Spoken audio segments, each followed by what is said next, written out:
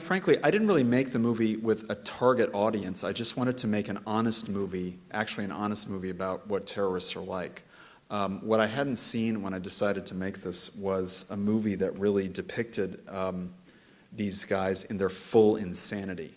I've seen movies that criticize them, although not very many.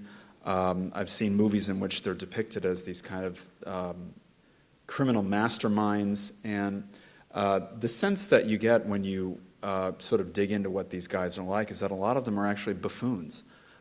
They're actually these sort of idiotic street thugs who are recruited into a cause that they don't particularly understand, are technically inept, and are really being used by the small number of really sinister and clever people who kind of run the whole thing. And I just found that somehow movies that depict them as merely evil don't really do the job. You have to show how really crazy their worldview is, just how absolutely odd and peculiar it is, at least to those of us here in the West. So the idea was to just do a movie that really depicted that and got into the kind of crazed emotional states that these guys get into. That was the idea behind it. You wanted to chime in on that? Well, I mean, the audience really was anyone and everyone who's concerned about terrorism, and but again, we wanted to be experimental in our approach with the film. So our audience was also other creative people. It was also young people, people who might be interested in having a more irreverent take towards the subject matter. We were actually, today I did an interview this morning on CBC Radio and then this afternoon on CBC TV on the Power and Politics show with, it'll be linked off of our site, Libertas Film Magazine. And they asked me actually that very same question, or why take this kind of approach when it comes to the very serious subject of terrorism. And I said, well, using humor and satire is one way to deflate their pretensions to heroism. The people who become terrorists think that they're divinely appointed warriors, that they're divinely inspired. And actually what we aim to show is that their motivations are often far more mundane. One of the things that happened was that when we did the Liberty Film Festival from 2004 to 2008 in Los Angeles, which was a conservative libertarian film festival there that we enjoyed very much doing. And what was interesting was we showed a lot of documentaries by filmmakers like the folks who did Obsession, Wayne Copping and Raphael Shore, Suicide Killers by Pierre Réhauve, a French-Algerian filmmaker.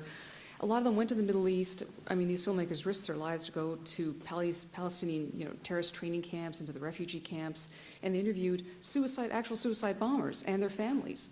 What Jason and I found so fascinating was that whereas in the media, a lot of these terrorists will say, well, it's U.S. foreign policy or Israeli, settlements or this or that has made us, do these terrible acts. When they're actually speaking to someone that they thought was an Arab journalist, for example, Pierre Réhauve, comes across, I mean, they don't know he's Jewish when he goes into these Palestinian camps, or else he'd probably have his life threatened.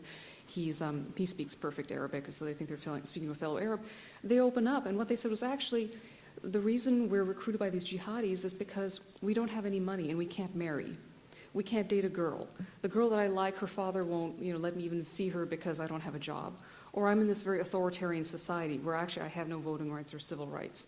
On and on and on. I mean, it was actually mundane things like not having money, not having a job, not having a girl, wanting to have a girlfriend. And these were literally their motivations. So they're actually far more mundane than claiming to be, these divinely, inspired holy warriors. So we wanted to put that into the film. We hadn't really seen that approach before. So it was a whole group of different things that informed our approach on this. Yeah, I mean, there's definitely that dimension to it. I think, part of the thing that I've been asked a lot about this film is like, are you quote unquote humanizing a terrorist? To which my answer has uniformly been yes. That's exactly what they don't want. These guys want you to think of them as these divinely inspired warriors of Allah, rather than these idiots like Richard Reed who can't even light their own shoe bomb or their underwear bomb, or whatever it is that they're asked to do. Yeah. The element of ridicule, I think, is consistently underrated in terms of what it can do to undermine a cause. There's a great film that just came out from a British director who's not a conservative, so far as I'm aware. His name is Chris Morris. He did a film called Four Lions that is just getting released in the States. It was a big indie hit in the UK. And it And you should all go see it. I You really, really should go really see highly it. recommend it. It showed Yeah. at Sundance. It won the audience favorite award at the LA Film Festival. Yeah, and the approach that Chris Morris took was to actually depict a terror cell almost like the movie Spinal Tap depicted a hard rock band. And it's just incredibly sort of debilitating, to their worldview to depict the terrorists this way. It's just one way of doing it. I mean, other people will do another way. I just felt like this was another way to do it. Somebody asked earlier, who I wanted to reach. I mean, a big audience for this that I also wanted to reach, frankly, was young people, teenagers, who tend to be consuming media rather than consuming, like, research white papers out of the Heritage Foundation, that kind of thing. I mean, that's just how young people experience the world nowadays. They experience it through movies, TV, Pop music, culture. that kind of thing. I mean, they So- don't, one of the things we found is that, we'll get an educated audience of adults for all the documentaries we used to show, and they'll turn out and they'll read the books and they'll read the newspaper columns.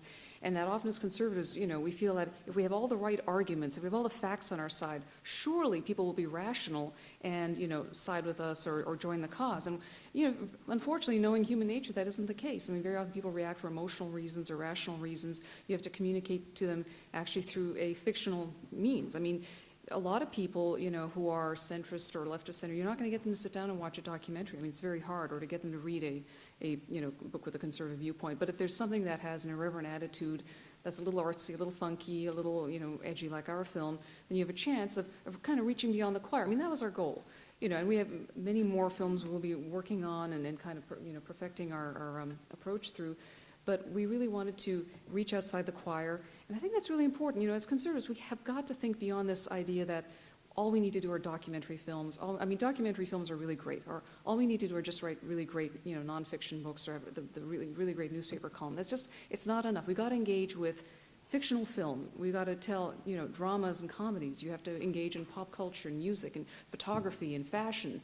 You actually have to care about the arts passionately. Otherwise, the culture is just going to keep on slipping away. And, we saw ourselves. I mean, as conservatives, it's just very frustrating that we are so ready to give up on the popular culture and on the arts. And it's really a shame because there are many filmmakers with our viewpoint. We know hundreds of them in LA alone.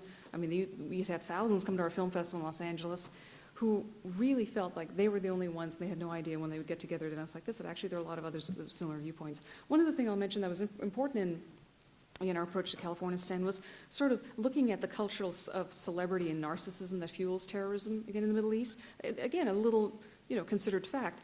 When you look at the documentaries that are shot in the Middle East, and this is where documentaries really are actually very, very valuable in bringing you this kind of firsthand, raw footage, you see that they want to be celebrities. It's kind of the only way they'll ever become a celebrity in their lives. I mean, you go around see the terrorist training camps and the Palestinian camps, and there'll be these larger-than-life posters of them all over the place, and paintings where they're striking heroic poses as martyrs. Yeah, the martyrs, they got the AK-47 in the hand. Yeah, and you have women doing this as well. I mean, I saw some tragic story of this young woman who actually was treated as a pariah in her community because her husband divorced her, this beautiful young Muslim woman.